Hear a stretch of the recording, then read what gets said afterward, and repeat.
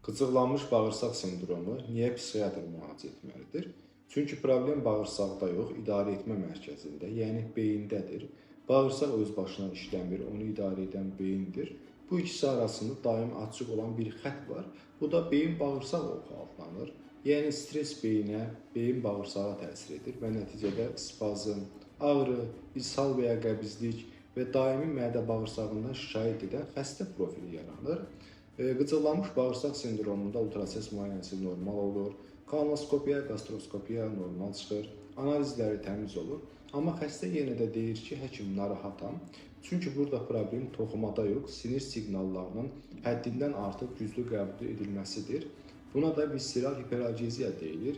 Bu isə birbaşa psixiatriyanın bir sahəsidir. Qıcıqlanmış bağırsaq sindromu olanların çoxunda anksiyetə, depressiya, panik atak ya da xroniki stres var. Bəzən bağırsaq simptomları, psixi pozuntuların ilk siqnalı da ola bilər. Bəs antidepressant niyə bağırsağa təsir edir? Çünki bağırsaq özünün mini sinir sisteminə malikdir. Nəticədə antidepressant ağrı eşiyini qaldırır, spazm azaldır, bağırsağın panik reaksiyasını sakitləşdirir. Bir sözlə qıcıqlanmış bağırsaq sindromu bağırsağın üzvü xəstəliyi deyil, beyinlə bağırsaq arasındakı dialoqun pozulmasıdır. O dialoq isə ən yaxşı psixiatr bərpa edə bilər.